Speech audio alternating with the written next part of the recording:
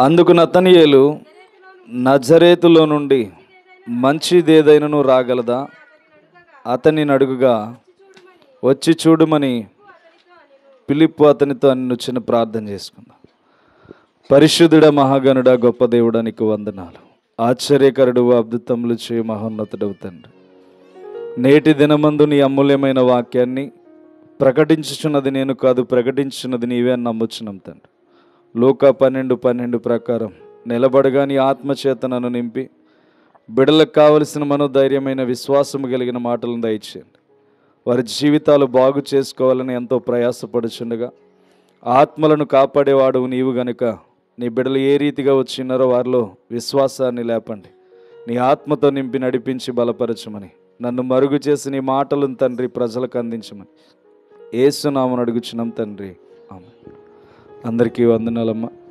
దేవునికి మహిమ కలుగును గాక. చాలా క్లుప్తంగా వివరిస్తాను, చాలా జాగ్రత్తగా వివరిస్తాను. దేవుని వాక్యం అనేది చాలా విలువైనది. ఈ వాక్యాన్ని మనము ఎంత ధ్యానించగలిగితే అంత లోతైన విషయాలను మనకు తెలియజేస్తూ ఉంటుంది. ఈ వాక్యాన్ని మనము ఎలా ధ్యానించగలిగితే మనకు అర్థమవుతుందంటే, మొదటిగా ప్రార్థన చేసుకుని దేవునికి అడుగుతూ ప్రారంభించాలి. దేవా, నీ వాక్యాన్ని చదవడానికి వెళ్తున్నాను, మరి నాకైతే అందరిలా చదవాలని లేదు, దానిలో ఉన్న లోతైన విషయాలు నాకు తెలియాలి ప్రభు అని చెప్పి మనం ఏం చేయాలంటే వాక్యాన్ని ధ్యానించాలి. ఈ ప్రపంచంలో స్టూడెంట్స్ ఉన్నారు, డిగ్రీలు చదివిన వాళ్ళు ఉన్నారు, అందరికీ వాక్యం అర్థం కాదు. కానీ చదువుకోలేని వాళ్ళకు కూడా వాక్యం అర్థమవుతుందంటే వాళ్ళు దేని విషయంలో ముందుకు వెళ్తున్నారో ఆలోచన చేయండి.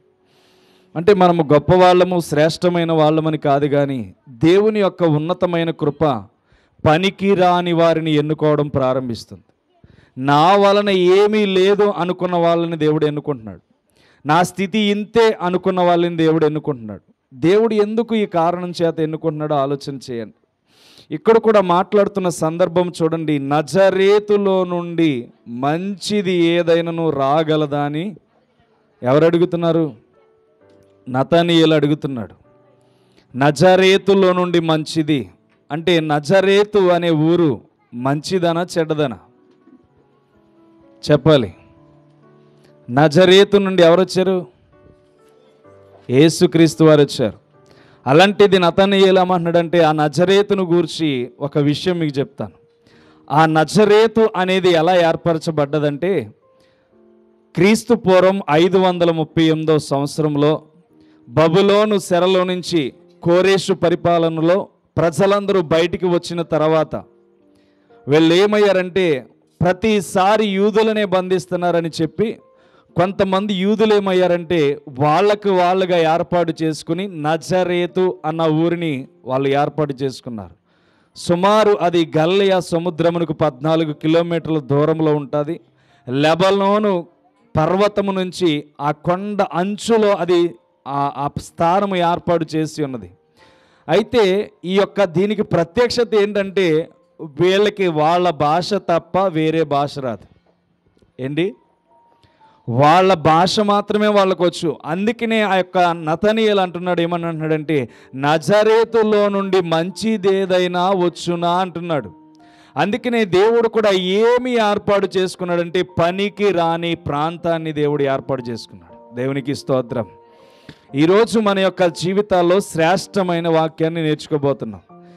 ఈరోజు వాక్యం విన్నదాన్ని బట్టి నీ జీవితం మలుచుకోవాలనుకుంటే శ్రేష్టముగా దేవుడు నిన్ను దీవిస్తాడు. ఈరోజు నా బ్రతుకు అలాగే కావాలనుకుంటే ఏ మాత్రము కూడా దేవుడు నిన్ను లక్ష్య పెట్టాడు. ఎవరైతే దేవుని మాటలు ఈ రాత్రి లక్ష్య పెడుతున్నారో దేవుడు వారిని లక్ష్య పెట్టడానికి ఈ యొక్క వాక్యాలను దేవుడు మాకు చూపించాడు.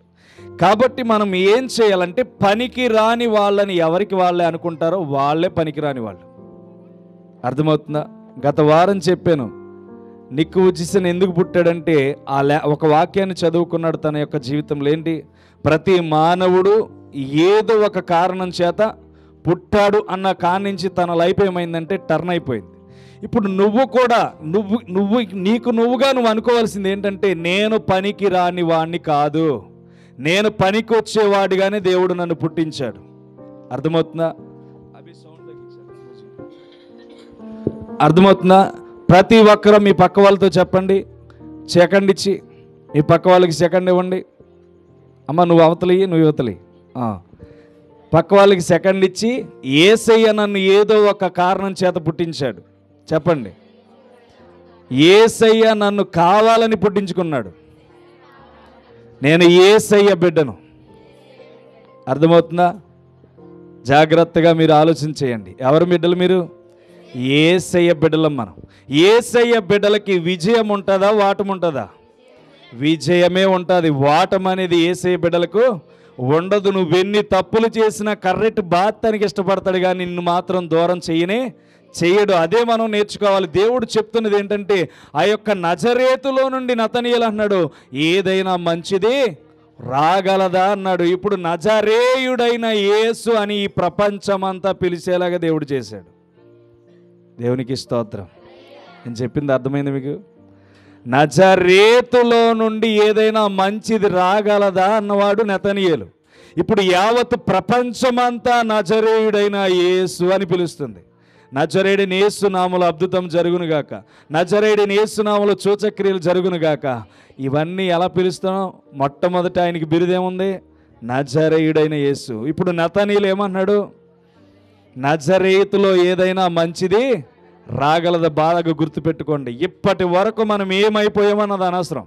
ఇప్పటి వరకు మనం ఏం చేసామన్నది అనవసరం. ఇప్పటి వరకు మన జీవితం ఎలా ఉందో అనవసరం. దేవుడు అంటున్నాడు ఈ రాత్రి, పనికి రాని నిన్నే నేను నిలబెట్టుకుంటాను అన్నాడు. దేవునికి స్తోత్రం. అర్థమవుతుందా? పనికి రాని నిన్నే దేవుడు నిలబెట్టుకుంటాను అంటున్నాడంటే ఇప్పుడు నువ్వేం చేయాలి? పనికొచ్చే పాత్రగా ఉండాలా, పనికి రాని పాత్రగా ఉండాలా? ఎలా ఉండాలి? పనికొచ్చే పాత్రగా ఉండాలి. యేసు నామములో మనం అందరం పనికొచ్చుదుముగాక.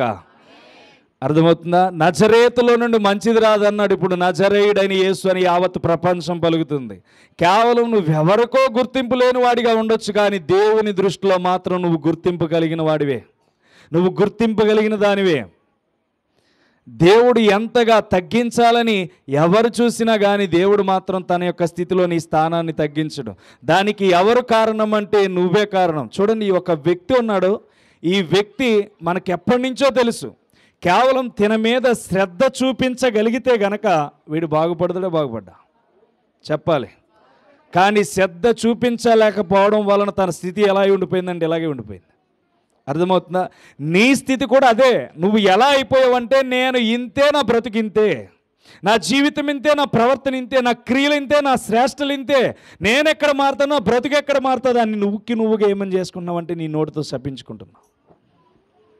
దేవుడు ఏం చెప్పాడంటే, నీ నోట ఆశీర్వాదమును శాపమును కూడా ఉంచాడు. నువ్వేది కావాలనుకుంటే అదే నీకు వస్తుంది.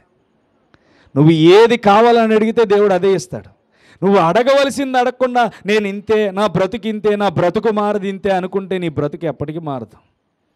నేను మారగలను, నా స్థితిని మార్చగలుగుతాను, నా స్థితిని మార్చగలవాడు ఉన్నాడు, నా స్థితిలో అద్భుతాలు చేయగలవాడు ఉన్నాడని నువ్వు ఎప్పుడైతే నిర్ణయం తీసుకుంటావో నీ స్థితిని దేవుడు ఏం చేస్తాడంటే మార్చేస్తాడు. దేవునికి స్తోత్రం. కాబట్టి ఈ నతనీయులు అని ఉన్నాడు. ఈ నజరేతు అసలు ఎవరికి తెలియదయ్యా. ఈ నజరేతు అసలు ఆ నజరేతులు ఉన్నారో లేదో ఎవరికి తెలియదు. అక్కడెక్కడో కొండ ప్రాంతం మీద ఉంటారు. వాళ్ళు ఎవరితోనూ మాట్లాడరు, వాళ్ళ భాష ఎవరికి రాదన్నాడు. ఎందుకంటున్నాడంటే ఆ నజరేతు మంచిది కాదని చెప్తున్నాడు. దేవుడు కూడా మంచి కాని దాంట్లో నుంచి వచ్చాడు. అర్థమవుతుందా? మనం మంచి వాళ్ళం కాదనుకున్నన్ని రోజులు సాతానుడు మన మీద ఏలుబడి చేస్తాడు. మనం మంచి వాళ్ళమని ఎప్పుడైతే తీర్మానం తీసుకుంటామో, మన జీవితాలు మంచివి, మన జీవితాలు శ్రేష్టమైనవని ఎప్పుడైతే మనం అంగీకరిస్తామో దేవుడు మన జీవితాన్ని శ్రేష్టంగా మార్చడం ప్రారంభిస్తాడు. నిన్ను మనుషులు గుర్తించకపోవచ్చు, కానీ పరలోకమందున్న దేవుడు నీ అపరాధములను క్షమిస్తున్నాడు గనుక, క్షమించే కొలది నువ్వు ఆయనతో నడుస్తున్నావు గనుక నిన్నెన్నటికీ విడిచిపెట్టడు. ఎందుకంటే ప్రతి మానవుడి జీవితం ఆయనకి ప్రేమగా దగ్గరికి తీసుకోవడం ఇష్టం. ప్రతి మానవుడి జీవితం సమస్యలు విడిచిపెట్టడం ఆయనకి ఇష్టం ఉండదు. బాధలో విడిచిపెట్టడం ఆయనకి ఇష్టం ఉండదు. కష్టాల్లో విడిచిపెట్టడం ఇష్టం ఉండదు. ఎందుకని ప్రార్థన పెట్టాడంటే, నీ సమస్యను బట్టి ఆయనకి ప్రార్థిస్తే ఆయన అంగీకరించి దానికి ప్రతిఫలం ఇవ్వడానికే దేవుడు ఎదురు చూశాడు. అర్థమవుతుందా? కాబట్టి నువ్వు పనికిరాని దానివి, పనికిరాని వాడివి అని ఎవరైనా అంటే, నా యేసయ్య నన్ను పుట్టించాడు, పనికొచ్చేవాడిగా పుట్టించాడని చెప్పండి. అర్థమవుతుందా? పనికొచ్చేవాడిగానే నా యేసయ్య పుట్టించాడు, పనికి రాని వాడిగా నన్ను ఉంచలేదు దేవుడు. పనికొచ్చేవాడిని ఒకరోజు చూపిస్తాను నా స్థితి అని చెప్పి నువ్వు ఆలోచన చేయాలి. అర్థమవుతుందా? దేవుడు బాగు చేయడానికి ఈ లోకానికి వచ్చాడు. ఆయన చనిపోతూ కూడా వెళ్తూ వెళ్తూ 3 దినాల్లో ఏం చేశాడు తెలుసా? శుక్రవారం, శనివారం, ఆదివారం తెల్లారి గంటల దాకా ఎక్కడున్నాడో సమాధిలో ఉన్నాడు. సమాధిలో ఉన్నాడని మీరు అన్నారు, వాక్యం ఏమంటుందో చూడండి. 1 పేతురు చూడండి. 1 పేతురు 3వ అధ్యాయం 17వ వచనం చూడండి. 18వ వచనం నుంచి చదవండి.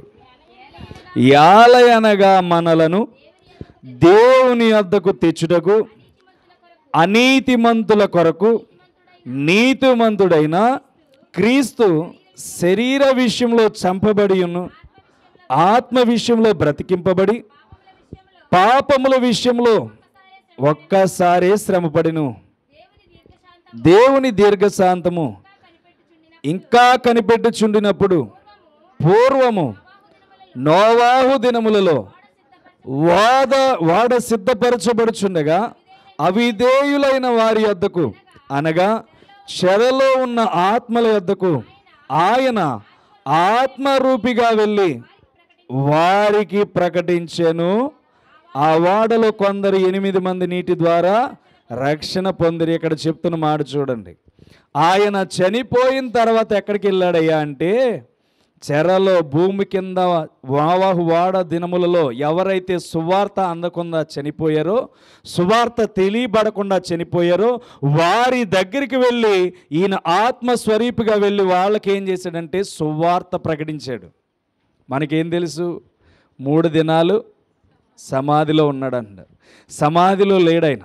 అందుకనే వాళ్ళు వచ్చినప్పుడు తెల్లారగట్లే వచ్చినప్పుడు ఏమున్నాయి అక్కడ? వస్త్రాలు మాత్రమే ఉన్నాయి. అందుకనే దేవదూత ఏమంటది? ఆయన ఆల్రెడీ లేచి ఉన్నాడు. అంటే ఆల్రెడీ లేచి ఉన్నాడంటే వీళ్ళకి ఎప్పుడు తెలుస్తుంది? 3 దినాల్లో లేస్తాడని. కానీ ఈ 3 దినాల్లో వాడిని ఏం చేశాడంటే ఆత్మస్వరూపిగా ఉండి భూగర్భంలోనికి వెళ్ళి చెరలో కొనిపోబడిన వాళ్ళందరినీ మరలా వాళ్ళకి సువార్త ప్రకటించి వాళ్ళని పరదేశంలోనికి తీసుకెళ్ళాడు. దేవునికి స్తోత్రం. అందుకనే ఇప్పుడు పరదేశం ఎక్కడుంది? మధ్యాకాశంలో ఉంది. అర్థమవుతుందా? మధ్యాకాశంలో పరదేశం ఉంది, పరలోకం దానిపైన ఉంది. అందుకనే దేవుడు వచ్చేటప్పుడు ఏం చేస్తాడంటే ఈ భూమి మీదకి మధ్యలో కలుస్తున్న పరదేశులను ఆయనతో కూడా పెట్టుకుని తీసుకొచ్చి ఇక్కడ మనకి ఏం చేస్తాడంటే ఆయన చిత్తాన్ని చేస్తాడు. అర్థమవుతుందా? బాగా గుర్తుపెట్టుకోండి. 3 దినాల్లో ఆయన సమాధిలో ఎక్కడున్నాడంటే నోవాహు దినాల్లో ఎవరికైతే సువార్త అందలేదో వాళ్ళ దగ్గరికి వెళ్ళి దేవుడు ఏం చేశాడంటే సువార్తను ప్రకటించాడు. కాబట్టి ఈరోజు నిన్నెందుకు విడిచిపెడతాడని దేవుడు అనుకుంటున్నావు? వాళ్ళు ఎప్పుడో మరణించిన వాళ్ళ దగ్గరికే వెళ్ళి సువార్త ప్రకటిస్తే కేవలం బ్రతికున్న నీ బ్రతుకుని దేవుడు ఎందుకు విడిచిపెడతాడు అనుకున్నావు? దేవుడు విడిచిపెట్టడు. నీ నోట వస్తున్నదే నిన్ను తక్కువ చేస్తుంది. నీ జీవితంలో గెలవలేను అనుకున్నదే నిన్ను ఓడిపోయేలాగా చేస్తుంది. నీ జీవితంలో నేను రాలేను అనుకున్నదే నిన్ను రాలేకుండా చేస్తుంది. నువ్వెప్పుడైనా సరే వెళ్ళగలను, సాధించగలను ముందుకెళ్ళు. ఎప్పుడైనా గెలుపు నీ ఇందు నిలబడుతుంది. అర్థమవుతుందా? మనలో ఉన్న చిక్కుముడు ఏంటంటే ఇది నా వల్ల అవుతుందా, అవ్వదా, ఇది నేను చేస్తే జరుగుతుందా, జరగదా. ఎక్కడుంది వాటమి? మన తలంపుల్లోనే ఉంది. అండ్ అంతేనా? ఎక్కడుంది వాటమి?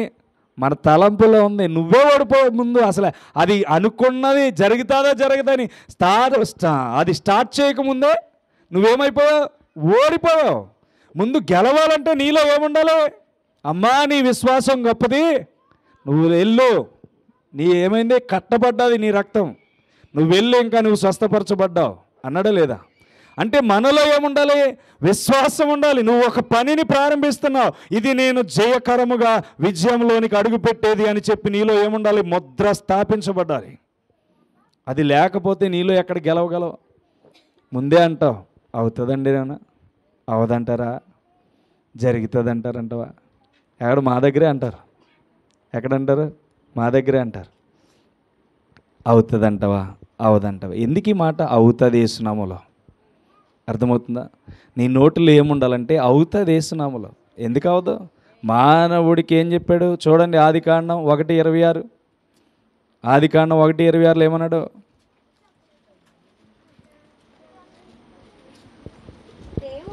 దేవుడు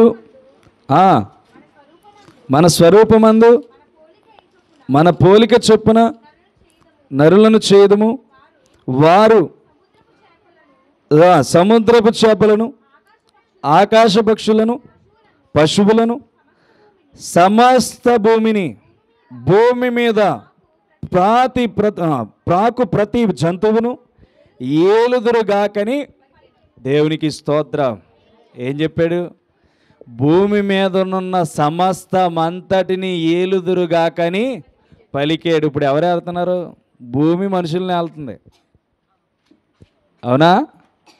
ఎవరిని వెళ్తుంది? రివర్స్ అయిపోయింది. మనుషుల్ని భూమి వెళ్తుంది. బాగా అర్థం చేసుకోండి. దేవుడేమో మనమల్ని ఏలడానికి భూమిని పుట్టించాడు, కానీ ఈరోజేమో మనుషుల్ని భూమి ఏలుతుంది. అర్థమవుతుందా? కాబట్టి జాగ్రత్తగా ఆలోచించేయండి. నీలో జరగదన్న అవిశ్వాసాన్ని తీసేయాలి. ఈరోజు నువ్వు ఒక బలవంతుడిగా వెళ్ళాలి ఇక్కడి నుంచి. ఆమేన్. ఈరోజు ఒక శక్తిని పొందుకున్న వారిగా వెళ్ళాలి. మీలో నూతన శక్తి దేవుడు ఇచ్చునుగాక. ఇక్కడి నుంచి మీలో పెరిగితనం పోవునుగాక. కాబట్టి మీరు ఆలోచన చేయండి. దేవుడు ఏమంటున్నాడంటే, మీరు చేసిన పాపాలని మరీ అన్నడు గుర్తు చేసుకోవద్దు. మీరు చేశారు నాకు తెలుసు, కానీ మీరు చేసిన వాటిని ఎన్నడూ కూడా గుర్తు తెచ్చుకోవద్దు. చూడండి, యోహాను సువార్త 5:14 ఏమంటున్నాడు? యోహాను సువార్త 5:14. అటు తర్వాత యేసు దేవాలయంలో ఇదిగో స్వస్థత నొందితివి, మరి ఎక్కువ కీడు నీకు కలుగకుండునట్లు ఇకను పాపము చేయకము అనెను. అర్థమవుతుందా? దేవుడు ఏం చెప్పాడు? పాపం చేసేవరా ఇక నీకు తప్పదు శిక్ష అన్నాడు. అక్కడ అన్నాడా? ఏమన్నాడు? ఇకను పాపము చెయ్యకము అంటే తనకేమిచ్చాడు? స్వతంత్రతనిచ్చాడు. నువ్వెక్కడ ఇంకా ఏమైనా ఈ మాటలు అన్న తర్వాత పాపం చేయాలనుకుంటే నేనేం చేయలేను నాయన. నీకు మాత్రం నేను చెప్పేది ఏంటంటే, నువ్వు చేసిన అవిధేయత క్రియలన్నీ నాకు తెలుసు, నువ్వు చేసిన ఇష్ట ప్రకారాలన్నీ నాకు తెలుసు, నీ బ్రతుకుల్లో కలిగిన కార్యాలన్నీ నాకు తెలుసు. అయితే నేను చెప్పేది ఏంటంటే, ఇక నువ్వు ఎన్నడూ కూడా పాపం చేయకుండా జాగ్రత్త పడుము. అర్థమవుతుందా? అందుకనే మనం ఏం చేయాలంటే, వాక్యం విన్నప్పుడు ఈ వాక్యం చాలా వాల్యుబుల్ అని చెప్పి మనం గుర్తించాలి. దేవుడు మనతో అత్తమాట ధైర్యాన్ని ఇవ్వడం. వాక్యం అనేది ఒక్కొక్కసారి మనకి ధైర్యాన్ని ఇవ్వడానికి మాట్లాడుతూ ఉంటుంది. అయితే ఆ ధైర్యం ఏం చేయాలంటే, మనలో ఉన్న బంధకాలను తెంపేయాలి. దేవునికి స్తోత్రం. ఏముండాలి? మనలో ఉన్న బంధకాలను తెంపేసుకోవాలి. అందుకని ఈ యొక్క వ్యక్తితో అంటున్న దేవుడు మాట ఏంటంటే, ఇకను నువ్వు పాపము చేయకుండా మంచి కార్యాలు చేయడానికి ప్రారంభించు. నీ జీవితాన్ని మహా అద్భుతంగా బ్రతకడానికి నేర్పించుకో. నీ పాఠాన్ని నేను అస్తమాట వస్తానని అనుకోవద్దు. ఏదో ఒకసారి నీ దగ్గరకు వచ్చాను కనుక దీనిని బట్టే నువ్వేం చేయాలంటే, ఇక ఎన్నడూ కూడా పాపము చెయ్యొద్దు. దేవుడు మనకి నేర్పించేది అదే. మనలోనికి విజయాన్ని ఇవ్వడానికి దేవుడు ఎదురు చూస్తున్నాడు. నేను అందుకని అంటాను, మన నోటి మాటే సరి లేకపోతే మన జీవితం ఎలా బాగుపడుతుంది? అందుకని మొట్టమొదటిగా మీ నోరుని ఏం చేయాలి? కాసుకోవాలి. నీలో విజయం ఆటోమేటిక్గా తటస్థిస్తూ ముందుకు వెళ్తుంది. అర్థమవుతుందా? దేవుడు ఊరికి వాక్యాన్ని ఇవ్వలేదు, తన మాటలను ఊరికే తెలియపరచలేదు. మనం ఏదో అవిధేయతకిరిగా నడిచేస్తున్నాం, ఎవరో పట్టించుకోరు, ఎవరితోనూ చెప్పుకుంటే బాధలు తీరుతాయని కాదు. మొట్టమొదట యేసుక్రీస్తుకు ప్రిఫరెన్స్ ఇవ్వాలి మన జీవితంలో. ఆయనకి ప్రాధాన్యత ఇస్తే, ఆయన జీవితానికి విలువిస్తే మన జీవితం ఏమవుతుందంటే బాగుపడుతుంది. నువ్వు సాధించలేనివి కూడా దేవుడు సాధించి నీ ముందు పెడతాడు. నువ్వు గెలవలేను అనుకున్నవి కూడా దేవుడు గెలిపించి ముందు పెడతాడు. అంటే దేవుని చిత్తంలో నువ్వు ఉన్నావు. నిన్ను సృజించింది యావత్తు ఈ భూమిని పరిపాలించడానికే దేవుడు నిన్ను సృజించాడు. అర్థమవుతుందా? యావత్ ఈ భూమిని పరిపాలించడానికి దేవుడు నిన్ను సృజించాడు. మరి నువ్వు దేని గురించి సంకోచిస్తున్నావు? దేని గురించి నువ్వు బాధపడుతున్నావు? దేని గురించి నువ్వు ఇబ్బంది పడుతున్నావు? ఏ సమస్యను బట్టి ఇబ్బంది పడుతున్నావు? అయితే నీకు దేవుడి రాత్రి చెప్తున్నాడు, ఈ రాత్రి కనుక దేవుని వాక్యాన్ని విని దేవుని మాటకు లోబడి దేవుని చిత్తానికి లోబడితే కనుక దేవుడు చెప్తున్న మాట ఏంటో తెలుసా? నేటి దినము నుంచి, ఈ రాత్రి నుంచే నువ్వు భూమిని ఏలడం ప్రారంభిస్తావు. అర్థమవుతుందా? భూమిని ఏలడం అంటే నీ కాళ్ళ క్రింద భూమి ఉండడం. నువ్వు అనుకున్నది వెళ్ళి నిలబెట్టే స్థానంలో ఉండే స్థానం అది. దేవుడు అలా సృజించాడు నిన్ను, అంత అద్భుతంగా సృజించాడు. అంత నేషనల్ క్రియేటివిటీ ఈరోజు ఎంతోమంది ఎన్నో చేస్తున్నారు. అందులో నువ్వు ఏది చేయకుండా ఆగిపోయావంటే కేవలం నీలో ఉన్న ఓటమి నిన్ను అణిచివేస్తుంది. నువ్వు గెలవలేనన్న ఆలోచన నిన్ను ఆపేస్తుంది. నువ్వు ఎప్పుడైతే గెలవగలను అనుకుంటావో దేవుడు నీ పాపాలను గుర్తు చేసుకోకుండా నీ జీవితాన్ని పరిపూర్ణంగా పరలోకానికి తన యొక్క చిత్తంలో మార్చడానికి ఇష్టపడతాడు. దేవునికి స్తోత్రం. అర్థమవుతుందా? చూడండి, 2 కొరింథీ 5:19 అంటాడు. ఏమంటాడు? 2 కొరింథీ 5:19,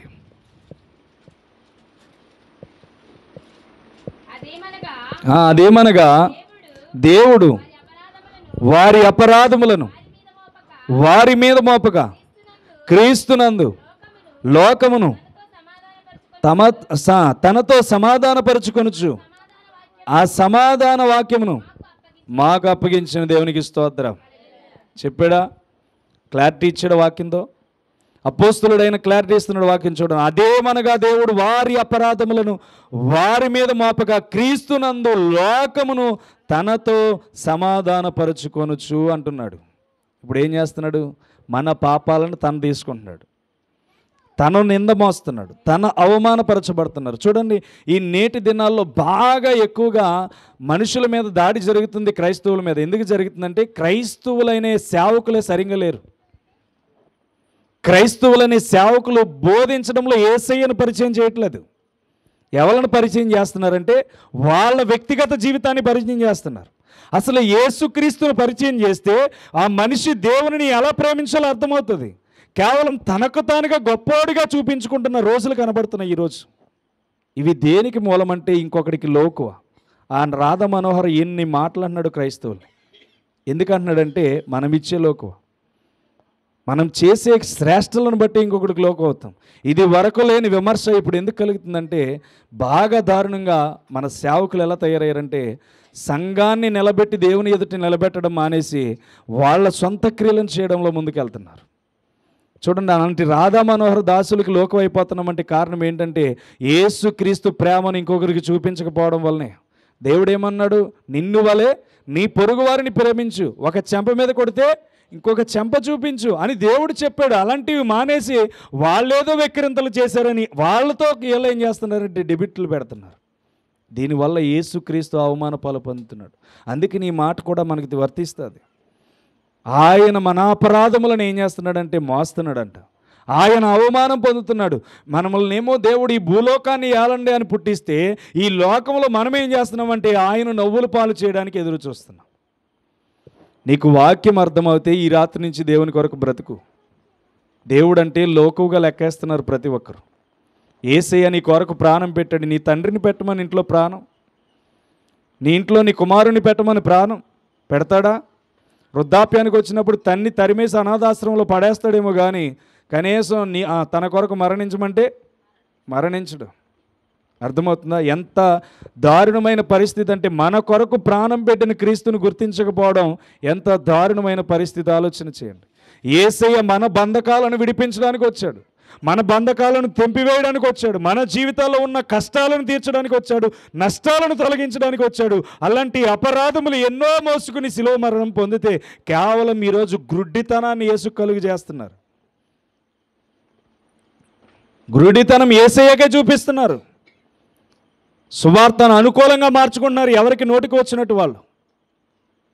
సువార్త దేవుడు పుట్టించుకున్నది, తన పరిశుద్ధాత్మ శక్తి చేత ముద్రించబడి రాయించుకున్నది. ఈ వాక్యంలో ఏదుందో అదే యేసుక్రీస్తుని అడిగి బోధించాలి. ఆయన్ని అడగకుండా వాక్యం నోటంటే ఏమి రాదు. విన్నా మీకు అర్థం కాదు. ఆయన్ని అడిగితేనే ఏం బోధిస్తున్నాడో వాక్యం ప్రసంగికుడిని బట్టి అర్థమవుతుంది. లేకపోతే మీకు అన్నటికి వాక్యం అర్థం కాదు. మీ మనసుల్లో రాతి గుండి పోదు. మాంసపు గుండి మీ జీవితాల్లోనికి రావాలంటే వాక్యం మీకు అర్థం కావాలి. అందుకని ఇక్కడ మాట్లాడుతున్న మాట చూడండి, చివరిగా అంటున్న మాట, సమాధాన వాక్యమును మాకు అప్పగించెను. మనకి సమాధానము గల వాక్యాన్ని అప్పగించాడు. అంటే నీ జీవితంలో ఏమొస్తుంది? కొంచెం ఎవడైనా రాడు బెడ్డిచ్చి కొడితే నువ్వు రెండు రాడు బెడ్లు ఇచ్చి కొట్టేలాగా ఉన్నావు. అవునా? ఒకరు ఒక మాట అంటే నువ్వు 2 మాటలేసి తిట్టేలా ఉన్నావు. ఒకరు ఒక మాట అంటే దానికి 2 నువ్వు వాళ్ళకి అపకీర్తి తెచ్చేలా ఉన్నావు. కానీ దేవుడు అన్నాడు, సమాధాన వాక్యమును నీకు అప్పగించాను. మరి ఉందా నీలో సమాధాన వాక్యం? నీలో శాంతి గల మాటలు ఉన్నాయా? దేవుడు అందుకే బాధపడుతున్నాడు. నువ్వు చేసిన పాపం చేసావు, కానీ నిన్ను హెచ్చుగానే చూస్తున్నాను. ఈ రోజుకి నిన్ను తగ్గింపగలవాడిగా చూడట్లేదు, నిన్ను పాపాత్మురాలుగా చూడట్లేదు, పాపాత్ముడిగా చూడట్లేదు. నేను నీ పాపములని మోసుకెళ్ళడానికి వచ్చానని చెప్తున్నాడు దేవుడు. మరి అలాంటప్పుడు నువ్వు నేనేం చేయాలి? పాపాలను ఇంకా మోస్తూ ఉండాలా? ఓడిపోతున్నామని చెప్పి ఇంకా వాటంలోకి వెళ్తే ఎలా ఉంటుంది? దిగజారిపోతుంది బ్రతుకు. అవునా? ఓడిపోతున్నామని చెప్పి ఇంకా ఓడంలోనే చూస్తే గనక ఎప్పటికీ గెలవలేం. మనం గెలవాలంటే వాటిని మన ముందు కనబడినప్పుడు నేను గెలుస్తానని ఉండాలి మన ఆలోచన. అందుకని మీరు ఏదైనా చేస్తున్నప్పుడు యేసు నామములో జరుగుతుందని ముందుకెళ్ళిపోండి. అలాంటి విశ్వాసాన్ని తీసి తెచ్చుకోండి మీ దగ్గరికి. అర్థమవుతుందా? యేసు నామములో జరుగుతుందని ముందుకు వెళ్ళిపోండి. ఏదైనా జరగకుండా ఆగదు. ఎందుకంటే మీ విశ్వాసం చాలా మృదువైనది కనుక దేవుడు ఆ మృదుత్వాన్ని బట్టి మీకు సమస్త కార్యాలను జరిగిస్తాడు. ఎప్పుడైనా సరే దేవుని విశ్వసించకపోతే మనదే పొరపాటు, దేవుడు తప్పు కాదు. దేవుడు సమస్త భూమిని ఆలడానికి ఇచ్చాడు, కానీ మనమే ఆ పొరపాటుని ఏం చేస్తున్నామంటే సరి చేసుకోకుండా ఉంటున్నాం. చూడండి, ఒక స్త్రీ 8వ అధ్యాయం చూడండి, యోహాను సువార్త 8వ అధ్యాయం. ఒక స్త్రీ ఉదయకాలంనే పట్టబడ్డది. 8వ వచనం చూడండి.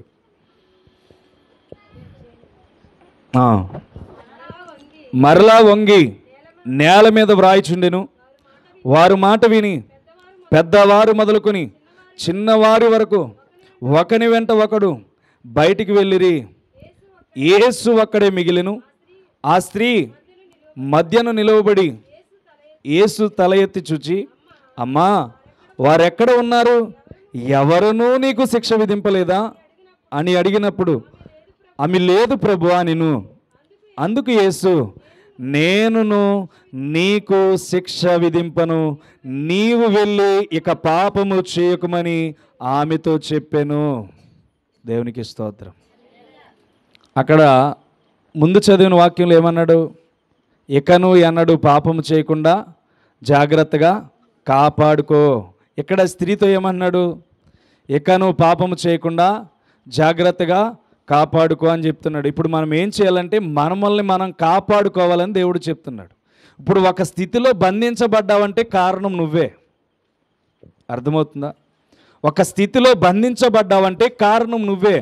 దేవుడు చెప్తున్న మాటని ఈరోజు నువ్వేం చేయాలంటే, ఇక ఎన్నడూ నేను ఓడిపోను, నేను గెలుస్తాను, దేవుడు నన్ను గెలిపిస్తాడు అన్న ఉద్దేశంతో ఈ రాత్రి ఇక్కడి నుంచి వెళ్ళాను నువ్వు. ఆమేన్. అర్థమవుతుందా? నువ్వు వాటమికి గురైన వాళ్ళు కాదు. అందుకని మొదట్లో ఏం చెప్పించాను? యేసుక్రీస్తు బిడ్డను నేను. చెప్పండి, యేసుక్రీస్తు బిడ్డను ఎన్నటికీ ఓడిపోను. చెప్పండి, యేసుక్రీస్తు బిడ్డ నేను ఎన్నటికీ ఓడిపోను. అర్థమవుతుందా? ఓడిపోయే వాళ్ళం కాదు, మనం గెలిచిన వాళ్ళం. మన పాపముల కొరకు మనల్ని గెలిపించడానికి ఒక వ్యక్తి బలైపోయి వెళ్ళిపోయాడు.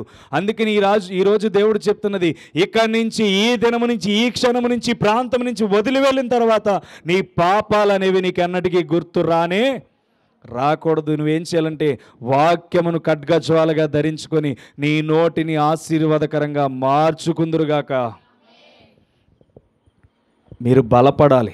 ఎందుకు ప్రయాస అంటే, వాక్యం తెలియనప్పుడు విచ్చలవిడిగా నేను తిరిగాను. ఈరోజు అదే కుర్రోళ్ళని దేవుని వైపు రండ్రా అంటే నాకులాగానే మాట్లాడుతున్నారు, తప్పేమీ లేదు. అర్థమవుతుందా? నాకులాగానే మాట్లాడతారు. ఎందుకని? వాళ్ళకి అర్థం కాదని నాకు అర్థమైంది. ఇప్పుడు అంటే నా స్టేజ్ వచ్చేటప్పటికి వారికి అర్థమవుతుంది, నాతో సహకరిస్తారు. అర్థమవుతుందా? మనం ఎప్పుడు కూడా ఎందుకు ప్రయాస పడతామంటే, మనకి తెలుసుకున్న తర్వాత ఇంకొకటి తెలియపరచాలి. అలా తెలియపరచకపోతే నీ బ్రతుకు నా బ్రతుకు ఎందుకు ఇంకా? అర్థమవుతుందా? కొంచెం కింద పెడితే ఎవరికి కాంతి రాదు. మరి ఎక్కడ పెడితే వస్తుంది? దీపస్తంభం మీద పెడితే కాంతి వస్తుంది. నువ్వు వెలిగించబడితే ఇంకొకరికి కాంతి ఇవ్వగలుగుతావు. నువ్వే కొంచెం కింద ఉండి మూలుగుతూ ఆ మబ్బులోనే ఉంటే ఏం ఫలితం? అర్థమవుతుందా? దీపం ఏమవుతుంది? కొంచెంసేపటికి ఆరిపోద్దా? కొంచెం కింద పెడితే ఏమవుతుంది? ఆరిపోద్ది. అందుకనే మనం ఎప్పుడైనా సరే బాగా అర్థం చేసుకోవాలి. వాక్యం అంట, ఇదిగో ఇక్కడ బియ్యం గింజలు వేసాను అనుకో, ఇది తీసుకుంటుందా? ఇది తీసుకుంటుందా? తీసుకోదు. అదే ఒక గ్లాస్ ఇట్టి అందులో బియ్యం గింజలు వేసాను అనుకో, ఏమవుతుంది? వాటర్ పెట్టి దాంట్లో వేసానికి ఏమవుతుంది? అడుగునికి వెళ్ళిపోద్ది. ఇప్పుడు దీని మీద వేస్తే వెళ్ళని దానిలో ఎందుకు వెళ్ళినాయి అంటే, దానికి తీసుకునే శక్తి ఉంది. ఎందుకని? కింద కంటే తీసుకునే శక్తి ఉంది. ఇప్పుడు రాతి నేల పన్ని దేనికైనా పని చేస్తాయా? మరలా ఇంకొకటి ఎత్తుకుని వెళ్ళిపోతాడు. అందుకని సాతానుడి వలె మన జీవితం ఉండకూడదు. ఇప్పుడు ఇక్కడ పడ్డా ఇట్లా మనం ఉన్నామనుకో ఏది పని చేయదు. కానీ ఇక్కడ పడ్డాదనుకో చక్కగా ఉడికి అన్నం అవుతుంది, మన కడుపుకి ఆహారం అవుతుంది. ఇక్కడ పడ్డాయి ఏమవుతాయి? కాళ్ళు చేత తొక్కబడతాయి. కాబట్టి నువ్వేం చేయాలంటే ఇక్కడ ఉన్న స్థితిలో ఉండకూడదు. ఎక్కడ ఉండాలి? పనికొచ్చే స్థితిలో ఉండాలి. అర్థమవుతుందా? అందుకని ఈ రాత్రి నువ్వు ఎలా వెళ్ళాలంటే అగ్నితో వెళ్ళాలి. ఇక్కడి నుంచి 12 దాకా వదిలిపెట్టను యేసునామములో. దేవునికి స్తోత్రం. అగ్నితో వెళ్ళాలి. ఎందుకని? మనం దేవుని చేత ఏర్పరచబడిన బిడ్డలం, దేవుని చిత్తంలో ఏర్పరచబడిన బిడ్డలం. ఓడిపోవడానికి దేవుడు పరలోకం నుంచి దిగిరాలా, గెలిపించడానికి మాత్రమే పరలోకం నుంచి ఇక్కడ దిగొచ్చాడు. ఆమేన్. దేవుడు నిన్ను గెలిపిస్తే ఓడిపోవడం కష్టమా లేకపోతే ఇష్టమా? కష్టము. కానీ మన జీవితాల్లో జరిగేది కష్టమే. దేవుడు రండే నేను ప్రేమిస్తానంటే, నీ పాపాలను గుర్తు చేయనంటే నువ్వేం చేస్తున్నావు? ఆ పాపాలను తలుచుకుంటేనే నా పాపాలను క్షమించు, నా పాపాలను ఎంతసేపు క్షమించాలి? మార్పు చెందవని పాట ఎందుకు పాడతాం మానేసాను అనుకున్నారు? మీరు ఇంకా మారడం కాదు, అగ్ని చేత వెలిగించబడాలని ఆపాను కొన్ని రోజులు. అర్థమవుతుందా? లేకపోతే పడిగి ఎత్తేది నువ్వు ఆరాధనలో. మీరు మార్పు చెందేవాళ్ళు కాదు, ఇంకొకరిని మార్చేవారుగా మార్చబడుదురుగాక. ఆమేన్. వెలిగించండి, ఇక్కడి నుంచైనా వెలిగించండి. మనము అగ్ని చేత కాల్చబడితేనే దేవుని యొక్క పద్ధతి ఏంటో మనకు అర్థమవుతుంది. ఆ ఇద్దరు వ్యక్తులతో దేవుడు చెప్తున్నది ఏంటంటే, ఇకను పాపమును ఎన్నడూ మీరు చెయ్యకుడి. మనం పాపము చేస్తే పాపములోనే మునిగిపోతాం. ఆది కాండంలో ఈ భూమిని ఆలమని చెప్పిన దేవుడు ప్రకటన గ్రంథం 21:8 ఏం చెప్తున్నాడంటే, స్పష్టంగా క్లారిటీ ఇచ్చేసాడు. ప్రకటన గ్రంథం 21:8 పిరికివారును, అవిశ్వాసులను, అసహ్యులను, నరహంతకులను, వ్యభిచారులను, మాంత్రికులను, విగ్రహారాధికులను, అబద్ధికులందరూ అగ్నిగంధకములు మండుగుండములు పాలు పొందుదురు. ఇది రెండవ మరణము. రెండవ మరణం అంటే ఏంటి? రెండవ మరణం అంటే ఏంటమ్మా? తెలీదమ్మా, నాకు చెప్పండి కొంచెం. రెండవ మరణం అంటే ఏంటి? చెప్పండి, పర్వాలేదు, ధైర్యంగా చెప్పండి. అది కాకపోతే నేను చెప్తాను అమ్మా. రెండవ మరణం అంటే మేము చెప్తానేనండి, ఈ భూలోకంలో జీవించాం కదా, ఈ భూలోకంలో చనిపోతాం. ఇప్పుడు మరలా ఆత్మ ఏమవుతుందంటే తీర్పులోనికి వెళ్తుంది. తీర్పులోనికి వెళ్ళినప్పుడు అక్కడ రెండో జీవితం ఉంది. అక్కడ మరణం పొందితే తప్పించేవాడు ఉండడు. అర్థమవుతుందా? అందుకని దేవుడు క్లారిటీ ఇస్తున్నాడు. రెండవ మరణం అంటే ఈ భూమి మీద మనం శారీరకంగా చనిపోతాం, అయితే ఆత్మ మరలా పరదేశంలో జన్మింపజేస్తుంది. అప్పుడు జన్మింపజేసినప్పుడు దేవుడు వచ్చినప్పుడు ఏమవుతుందంటే తీర్పు జరుగుతుంది. తీర్పు జరిగినప్పుడు రెండవ మరణం అనేది అక్కడ సంభవిస్తుంది. అంటే ఇప్పుడు శారీరకమైన మరణం వచ్చింది, ఆత్మ మరణం అక్కడ వస్తుంది. అయితే ఆత్మలో జీవింపచేసిన వాడు జీవవృక్ష ఫలములను భుజిస్తాడు, భుజించలేని వాడు నరకాల పాలవుతాడు. అదే రెండవ మరణం. అర్థమైందా? అందుకనే ఇక్కడ అంటున్నాడు, పిరికివారు, అవిశ్వాసులు, అసహ్యులు, నరహంతకులు, వ్యభిచారకులు, మాంత్రికులు, విగ్రహారాధికులు, అబద్ధికులు అందరూ అగ్నిగుండములో మండుగుండములో పాలు పొందుదురు. అంటే కేవలం ఇవన్నీ ఎక్కడున్నాయంటే ఇక్కడే ఉన్నాయి. అర్థమవుతుందా? ఇవన్నీ ఎక్కడున్నాయి? పిరికితనం ఇక్కడే ఉంది. నేను మారితే 10 మంది ఏమనుకుంటారు, నేను మారితే వాళ్ళు నా గురించి ఏమనుకుంటారు, నేను కనీసం నోటి మాట ఇలా ఇప్పానంటే వాళ్ళందరూ నా మీద అడిపోతారు, ఈ మనిషి మారు మనసు పొందింది కానీ నోటి దోల తీరలేదంటారు. అవునా? ఇలాగా ఎత్తి మాట్లాడతారు. కానీ దేవుడు అంటున్నమాట, నీ పాపములు ఎన్నడు, ఏమన్నాడు? నీ పాపములు ఎన్నడు ఎప్పటికీ తలంచుకొని నువ్వు ఇక పాపము చేయకుండా జాగ్రత్త పడు. అర్థమవుతుందా? ఈ మనుషులు అంటారు రోజు నేను ఇలాగే నీ మీదకి వస్తానే ఉంటాయి యుద్ధం. ఎందుకని? నువ్వు నీతిగా బతుకు, నీతిగా బతకపో. దాన్ని బట్టి వీళ్ళందరూ ఏం చేస్తారంటే నీ మీదకి అలా వస్తూ ఉంటారు. రాళ్ళు వేస్తారు. ఆ రాళ్ళకి నువ్వేమవుతుంటే రక్తం కారినట్టు ఏడుస్తూ ఉంటావు. కానీ దేవుడు అంటున్నాడు, వాళ్ళ గురించి నీకెందుకు, నేనున్నాను. వాళ్ళ కాదు నీకు తీర్పు తీర్చేది, నీకు తీర్పు తీర్చేది నేను. కాబట్టి నేను నిన్ను క్షమిస్తున్నాను కనుక వాళ్ళందరి మాటలు అనవసరం. వాళ్ళు కూడా నా దగ్గరికి వస్తారు. వాళ్ళని చూసి నువ్వు భయపడద్దు, నన్ను చూసి భయపడు. అర్థమవుతుందా? బాప్తీసం పొందండి, పొందలేకపోతే పొందండి. నిలబడలేనప్పుడు నువ్వేం చేయాలంటే దేవుణ్ణి అడగండి. అసలే బాప్తీసం లేకుండా మన జీవితం ముగించబడితే అది అక్కడ చెప్తున్నాడు, రెండో మరణం అగ్నిగంధకంలో వేస్తాడంట. ఇక దానిలో నుంచి నాన్న నన్ను కాపాడంటే ఏమీ ఫలితం ఉండదు. అందుకని దేవుడు అంటున్నాడు, ఇక నుంచి నీ పాపములు క్షమించబడ్డవి గనుక ఇక ఎన్నడూ పాపం చేయకుండా ఈ రాత్రి నుంచి నీవు అగ్నిమలే మార్చబడదురుగాక. నీ దగ్గరకు వచ్చిన పాపం కాల్చబడునుగాక. నీ మీద దాడి చేయి సాతానుడు యేసు నామములో బందీ అయిపోనుగాక. ఇక నుంచి నీవు నీతి కొరకు ఆకలి దప్పులకై ఉందువుగాక. హృదయ శుద్ధి గలవారు దేవుని చూస్తారని చెప్పాడు. ఎందుకు చూస్తారన్నాడంటే నీ హృదయం శుద్ధీకరించబరచబడాలని దేవుడు ఎదురు చూస్తున్నాడు. ఈ రాత్రి నీ హృదయం శుద్ధీకరించబడాలనుకుంటే కనుక నువ్వు తప్పకుండా ఏం చేయాలంటే దేవుని కొరకు ఎదురు చూడాలి. దేవుని ప్రయత్నాల్లో విజయం సాధించడానికి ఎదురు చూడాలి. ఆ కుష్ఠుడు ఆ యొక్క బలహీనుడైన వాడి దగ్గరికి వెళ్ళాడు. ఇక ఎన్నడూ పాపం చేయకు, నీ పాపములు క్షమించబడ్డాయి, మరలా నేను క్షమిస్తాను, క్షమించను నాకు తెలీదు, ఇప్పుడు నీ పాపాలన్నీ తుడిచివేయబడ్డాయి, క్షమిస్తున్నాను. ఇప్పుడు స్త్రీ దగ్గరికి వెళ్ళాడు. స్త్రీ దగ్గర కూడా ఏం మాట్లాడుతున్నాడంటే ఇక నుంచి ఏ వ్యభిచారమైనా చేయకుండా జాగ్రత్త పడు, ఆ వ్యభిచారంలో తల దోర్చకుండా జాగ్రత్త పడు. ఆ వ్యభిచారం నీ జీవితాన్ని నాశనం చేసింది కనుక ఆ వ్యభిచారం మత్తులో నుంచి బయటకు వచ్చే నీ పాపములు ఇక ఎన్నడూ నేను జ్ఞాపకం చేసుకున్నాను దేవుడు చెప్తున్నాడు. దేవుడికి ఒకటే తెలుసు, ఏంటో తెలుసా? మన అపరాధములను ఆయన మోసుకుని వెళ్ళడం మాత్రమే తెలుసు. నీ అపరాధములను దేవుడు తీర్చడం నువ్వు అనుకోవద్దు.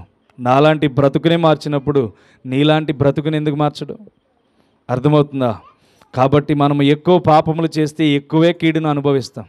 ఈరోజు నువ్వు ఏ బంధకాల్లో ఉన్నావు అనేది నాకు అనవసరంగా, నా దేవుడు చెప్తున్న మాట, నీ బంధకాల నుంచి దేవుడు విడిపిస్తాడు. ఆమేన్. నీ యొక్క ఏ బలహీనత నుంచైనా దేవుడు విడిపిస్తాడు. ఎందుకని? దేవుడు నిన్ను ఏర్పాటు చేసుకునేది తన చిత్తంలో బ్రతికించడానికి, తన చిత్తంలో కార్యాలు నీ చేత చేయించడానికి, తన చిత్తంలో తన అద్భుతాలు నీ చేత జరిగించడానికి. ప్రతి మానవుడిని దేవుడు భూమిని పరిపాలించమని పెట్టాడు. ఈ లోకము నిన్ను ఏల్తే ఈ రోజు నుంచి రివర్స్గా మార్చడం ప్రారంభించు. ప్రతి దానిని నువ్వు ఏలడం ప్రారంభించు. నీ వస్తువు ఏది కావాలనుకుంటున్నావో ఆ వస్తువును సంపాదించడానికి ప్రయత్నం చేయి. దొరకదా మరలా ప్రయత్నించు, దొరకదా మరలా ప్రయత్నించు, కంపల్సరీ అది ఒకరోజు నీకు దొరుకుతుంది. ఈరోజు దొరకదని ఒక్కసారి ఆగిపోతే గెలవడం చాలా కష్టం. దేవుడు నీకు ఒకటే చెప్తున్నాడు, ఈ రాత్రి నీకు విడుదల ఇవ్వబోతున్నాడు. నీ బంధకాల నుంచి బయటికి తీసుకురాబోతున్నాడు. నీ పరిస్థితి నుంచి దేవుడు బయటికి తీసుకురాబోతున్నాడు. నీకున్న సమస్యల నుంచి దేవుడు బయటికి తీసుకురాబోతున్నాడు. ఇప్పుడు దేవుని వాక్కును నమ్ముతావా, లోకాన్ని నమ్ముతావో నీ ఇష్టం. నీ తలంపులు నమ్ముతావో, దేవుని తలంపులు నమ్ముతావో నీ ఇష్టం. దేవుని ఇష్టాన్ని నమ్ముతావో, లేకపోతే దేవుడు చేయడని ఆలోచనతో ఆగిపోతావో నీ ఇష్టం. దేవుడు ఈ రాత్రి నీతో మాట్లాడుతున్నాడు. ఏంటో తెలుసా? ఇక నువ్వు ఎన్నడూ కూడా ఈ లోకము నిన్ను ఏలుబడి చేయదు. ఇక నుంచి నా యొక్క చిత్తమే నీ జీవితంలో దేవుడు జరుగుతుందని చెప్తున్నాడు.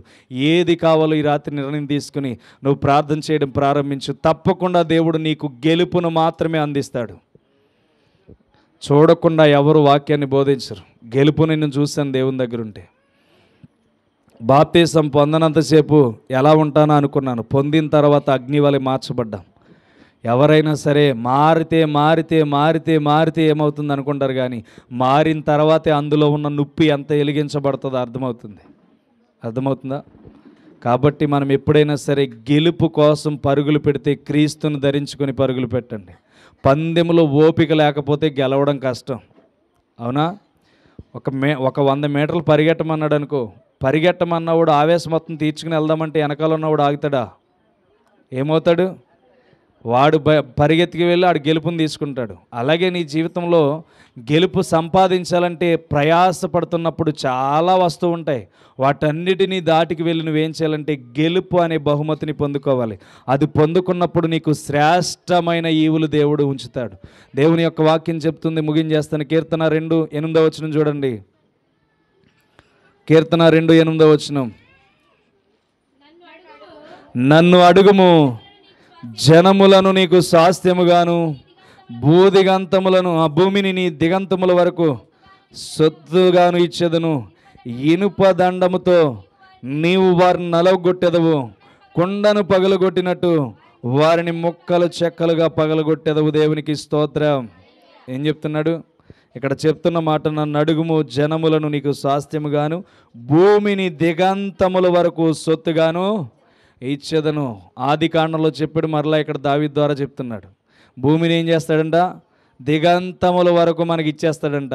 అప్పుడు మనదా ఆశీర్వాదం, వాడుదా?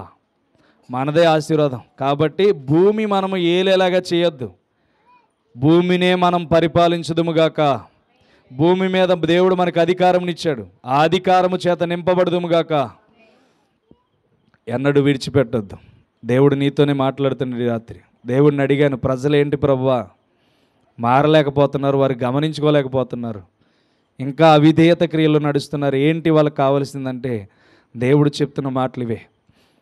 నేను వాళ్ళకి ఇవ్వవలసింది ఇచ్చేసాను, వాళ్ళు పొందుకోవాల్సింది వాళ్ళ చేతిలో ఉంది, నేనేం చేయగలనని దేవుడు అంటున్నాడు. నువ్వేం చేయాలో ఈరోజు దేవుడు నీతో మాట్లాడుతున్నాడు. నువ్వు ఏం చేయగలవన్నా దేవుడు నీ చేతిలో పెట్టాను అంటున్నాడు. ఇప్పుడు నువ్వు గెలవగలవో ఓడిపోగలవో దేవుడు నీకే అప్పగించాడు. ఈ రోజు నుంచి నువ్వు చేయవలసింది ఒకటే, గెలుపు అనే ప్రయత్నం లేకుండా ఎవరు గెలవలేరు. అర్థమవుతుందా? దేవుడే వచ్చి నన్ను మార్చుకుంటాడంటే అది నీ పొరపాటు. అర్థమవుతుందా? దేవుడే వచ్చి నిన్ను మార్చుకుంటాడంటే పొరపాటు. మనం ఎప్పుడైనా సరే దేవునికి అవకాశం ఇస్తే దేవుడు మనల్ని మార్చుకుంటాడు. దేవుడికే అవకాశం ఇవ్వకుండా దేవుడే నన్ను మార్చుకుంటాడని తినేసి పడుకుంటే సోమరి సీమల యొద్దకు వెళ్ళి నేర్చుకోమని సామెతల గ్రంథంలో ఏమాత్రము కూడా చెప్పడు. దేవుడు మార్చుకునేవాడు అయితే మనం ఆయన దగ్గరికి వెళ్ళాలి. ఆయన దగ్గరికి వెళ్తేనే దేవుడు మనల్ని మార్చుకుంటాడు. కాబట్టి ఈ రాత్రి నువ్వు చేయవలసింది ఏంటో తెలుసా? దేవుని దగ్గరికి వెళ్ళి నీ విషయాలను గూర్చి జరిగిపోని వాటిని చాప్టర్ ఈ రాత్రి ముగించబడుతుంది. చాప్టర్ అంతా ముగించబడుతుంది. ఇప్పుడు క్రొత్త చాప్టర్ నీలో ప్రారంభించబడుతుంది. దేవుడు ఈ రాత్రి నీతోనే మాట్లాడాడు, నిన్నే దర్శించాడు, నిన్నతోనే దేవుడు స్పష్టమైన వాక్యాలని నువ్వు గెలవగలవని నీ ముందు పెట్టాడు. ఇప్పుడు ఓడిపోవాలనుకుంటే నీ ఇష్టం, గెలవాలనుకుంటే నీ ఇష్టం. వాళ్ళిద్దరికి ఒకటే చెప్పాడు, ఇకను ఎన్నడూ పాపము చేయకుండా మిమ్మల్ని మీరు కాపాడుకోండి. ఇక నుంచి కూడా దేవుడు అదే చెప్తున్నాడు. ఇక నుంచి మీ పరిస్థితి మారాలంటే మిమ్మల్ని మీరు విడిచిపెట్టేసి నా కొరకు బ్రతకండి, నేను మీ కార్యాలు చేసి పెడతాను. దేవునికి స్తోత్రం. భూమినే మనకి ఇస్తానన్నాడంటే, ఏలమన్నాడంటే ఈ లోకంలో ఉన్నది ప్రతీదీ మన సొత్తే.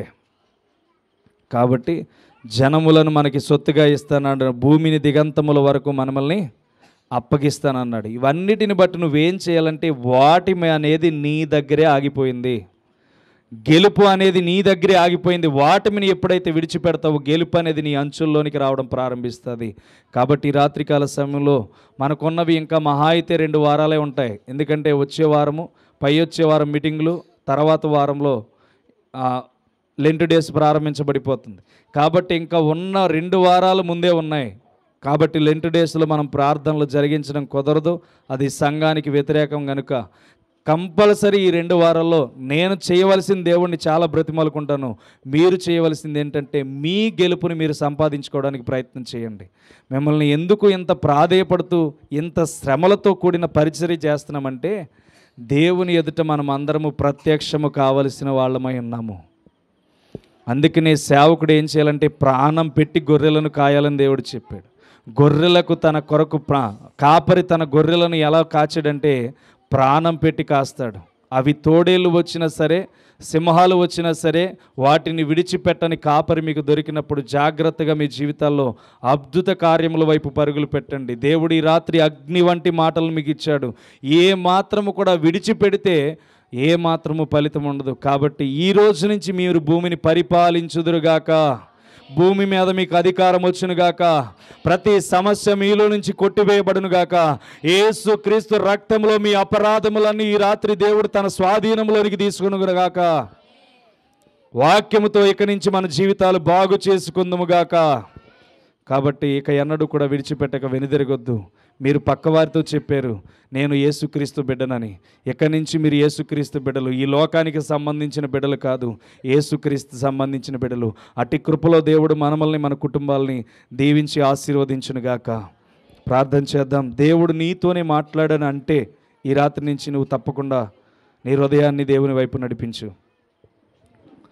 దేవుడు నాతోనే మాట్లాడాడు, నా బంధకాలను దేవుడు విడిపించబోతున్నాడని నీకుంటే విశ్వాసము కలిగి పిరికితనాన్ని దూరపరుచుకొని ఈ రాత్రి నుంచి దేవుడిని అడగడం ప్రారంభించు. దేవుడు అగ్ని వంటి మాటలు మనకిచ్చినప్పుడు, అగ్ని వంటి శక్తి కలిగిన మాటలు మనకు అప్పగించినప్పుడు, అగ్ని వంటి విషయాలను మనకు అప్పగించినప్పుడు ఈ రాత్రి నీతో దేవుడు మాట్లాడాడు. నేను నమ్ముచున్నాను దేవుడు నీతోనే మాట్లాడాడని. నేను అడిగాను దేవుడిని, నా ప్రజలతో ఏం మాట్లాడాలని దేవుడిని అడిగాను. దేవుడు మీరే నాకు దేవుడిచ్చిన సంఘము గనుక, దేవుడు ఏర్పాటు చేసిన బిడ్డలు గనుక మానక వస్తున్న దేవుడు మీతో మాట్లాడింది రాత్రి మిమ్మల్ని విడిచిపెట్టకూడదని. ఎవ్వరికి ఏది లేకపోవచ్చు కానీ నా దేవునికి నీ పట్ల ఒక బాధ్యత ఉంది. ఈ లోకంలో నీ కుటుంబ సభ్యులకే నీ పట్ల బాధ్యత లేకపోవచ్చు, కానీ నా యేసయ్యకి మీ పట్ల బాధ్యత ఉంది. నా యేసయ్య ఒక్కొక్కరిని ఎన్నుకొని మీ వద్దకు పంపిస్తున్నాడంటే మిమ్మల్ని తన వాక్యము చేత నింపాలని. ఈరోజు నువ్వు ఓడిపోయే వ్యక్తివి కాదు, గెలవవలసిన వాడు. ఈరోజు వరకు భూమి నిన్ను పరిపాలించింది, ఈ రోజు నుంచి భూమిని నీవు పరిపాలించబోతున్నావు. భూమిని నీవు పరిపాలించబోయే రోజులు నీ దగ్గరకు వచ్చినాయి. దేవుడు తన వాక్యము చేత ఈరోజు నీతో మాట్లాడాడు. నన్ను అడుగును బూదిగంతముల వరకు భూమిని నీకు స్వాస్థ్యముగా ఇస్తానంటున్నాడు. ఈరోజు ప్రియ సహోదరి సహోదరుడా, దేవుడు నిన్ను విడిచిపెట్టను అని దేవుడు మాట్లాడుతున్నాడు. నతనీయేలు అన్నాడు, నజరేతుల నుండి మంచిది వస్తుందా అని. నజరేతుల నుండి మంచిది ఏదైనా రాగలదా అని అన్నాడు. కానీ ఆయన పేరుకు ముందు నజరేయుడని యేసు అని పిలువబడుతుందంటే దేవుడు ఆ యొక్క పట్టణానికి అంత విలువను తీసుకొచ్చాడు. దేవుడు ఆ పట్టణానికి అంత ఘనత తీసుకొచ్చాడు. ఈ రోజుకి నజరేయుడని యేసు ఆయన పిలువబడుతున్నాడు. కానీ నతనీయేలు నోటంట ఏదైతే వచ్చిందో దాన్ని దేవుడు అద్భుతంగా మార్చాడు. పనికి రాదు అన్న ఆ పట్టణానికి దేవుడు మహా అద్భుతమైన విలువైన మాటను తీసుకుని వెళ్ళాడు. ఈరోజు నీ జీవితంలో ఎంతోమంది పనికి రారు అని అనొచ్చు. నీ జీవితంలో ఈమె పని చేయదు, ఈమె జీవితం మారదు, ఈమె బ్రతుకింతే, ఈమె నోరు కట్టుకోదు కానీ ప్రజల మధ్యన ఏదో బోధిస్తుంది, ఈమె నోటి సరిగా ఉండదు కానీ అనేక మందికి ఏవేవో చెప్తుంది అని చాలామంది నిన్ను అనుండొచ్చు, నిన్ను ఇబ్బంది పెట్టచ్చు, నిన్ను తక్కువ చేసి మాట్లాడుండొచ్చు. కానీ నా యేసయ్య ఈ రాత్రి నీతో చెప్తున్నాడు, నిన్ను మాత్రం ఎవరు ఏమన్నా నేను విడిచిపెట్టను. నిన్ను ఎవరు ఏమన్నా, నిన్ను గాయపరిచినా నిన్ను విడిచిపెట్టను. నిన్ను ఎంతమంది బాధపరిచినా ఈ రాత్రి నిన్ను విడిచిపెట్టను. దేవుడు నీ పాపములను ఎన్నటికీ జ్ఞాపకం చేసుకోవద్దని చెప్తున్నాడు. నీవు చేసిన దోషములను ఎన్నటికీ జ్ఞాపకం చేసుకోవద్దని చెప్తున్నాడు. నీ ఉద్దేశములను ఎన్నటికీ జ్ఞాపకం చేసుకోవద్దని దేవుడు చెప్తున్నాడు. ఈ రాత్రి దేవుడు నీకు స్వతంత్రతనిచ్చాడు. ప్రియ సహోదరుడా సహోదరి, మనుషులు నిన్ను ఎన్నెన్నో అన్నారు, మనుషులు నిన్ను చాలా ఇబ్బంది పెట్టారు, మనుషులు నిన్ను చాలా గాయపరిచారు. కానీ నా దేవుడు నిన్ను అన్నాడు, ఈ రాత్రి నిన్ను బలపరచబోతున్నాను, నీకు శక్తినివ్వబోతున్నాను, నిన్ను అవమానం పరిచిన వారి ఎదుటే నిన్ను నిలబెట్టబోతున్నాను, నువ్వు జరగవనుకున్నవి నీ కళ్ళ ముందుకు జరిగేలాగా తీసుకురాబోతున్నాను, నువ్వు జరగవని ఏదైతే ఆగిపోయావో నీ పనిని మరలా ప్రారంభించని దేవుడు చెప్తున్నాడు. ఈరోజు నువ్వు ఏ కష్టంలో ఉన్నావో, ఏ నష్టంలో ఉన్నావో నాకు తెలియదు, కానీ నా దేవుడు మాత్రం నిన్ను చూస్తున్నాడు. నా దేవుడు నీకు సమాధానం ఇవ్వబోతున్నాడు. నా దేవుడు నీకు శాంతిని తీసుకురాబోతున్నాడు. నీ జీవితంలో ప్రతిఫలాలను దేవుడు తీసుకురాబోతున్నాడు. ఇప్పుడు పొందుకునే అర్హత దేవుడు నీకు ఇచ్చాడు. నువ్వు చేతులెత్తి దేవుడిని అడుగు, ప్రభువా ఇదిగో ఈ రాత్రి నుంచి నేను అడుగుతున్నాను, నువ్వు వాగ్దానము ద్వారా మాటలు ఇచ్చావు గనుక ఇదిగో నా పరిస్థితిని అంతటినీ నీ చేతులకు అప్పగిచ్చేస్తున్నాను. ఇదిగో నేను సరెండర్ అయిపోతున్నాను నీ యొక్క చిత్తంలో, నేను సరెండర్ అయిపోతున్నాను నీ చిత్తంలో, నేను సరెండర్ అయిపోతున్నాను. నాలో ఏమీ లేదు, నేను గెలవగలను గెలవలేను నాకు తెలియదు, కానీ గెలిచే ధన్యత నాకు కావాలి, గెలిచే విలుపు నాకు కావాలి, గెలిచే పిలుపు నాకు కావాలి, గెలిచే విలువ నాకు కావాలి, గెలుపు కోసం పరుగులు పెట్టే జీవితం నాకు కావాలి. మనుషులు ఏమి అన్నా నాకొద్దు, మనుషులు ఏది అన్నా నాకొద్దు. మనుషులు వాటమినే చూపిస్తారు, మనుషులు నన్ను కృంగదీయడానికే చూస్తారు. కానీ నువ్వు ఈ రాత్రి మాట్లాడేవు, తండ్రి నన్ను బలపరుస్తానన్నావు, నన్ను గుర్తు చేసుకుంటానన్నావు, నాకు విజయమని ఇస్తానన్నావు, నన్ను నిలబెడతానన్నావు, నాకు అగ్ని వంటిగా మారుస్తానన్నావు. ఈ రాత్రి నన్ను మార్చు ప్రభువా, ఈ రాత్రి నన్ను మార్చు ప్రభువా. నేను అగ్నిలా రగిలించబడాలనుకుంటున్నాను, నేను అగ్నిలా నిలబడాలనుకుంటున్నాను, నేను అగ్నిలా జీవించాలనుకుంటున్నాను, నేను అగ్నిలా జీవితంలో గడపాలనుకుంటున్నాను.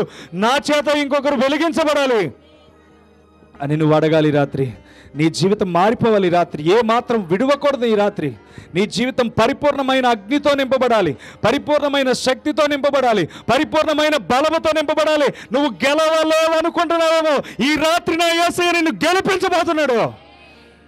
నువ్వు గెలవబోతున్నావు. నా యేసయ్య నిన్ను విడిచిపెట్టట్లేదు, నా యేసయ్య నిన్ను విడిచిపెట్టట్లేదు. నువ్వే కోల్పోతున్నావు నీ జీవితాన్ని, నువ్వే కోల్పోతున్నావు నీ జీవితాన్ని. నా దేవుడు నిన్ను గెలిపించడానికి ద్వారాలు తెరిచాడు. ఓడిపోవద్దు, వాటమిని చూడొద్దు, వాటమిని ఎన్నడూ అంగీకరించొద్దు.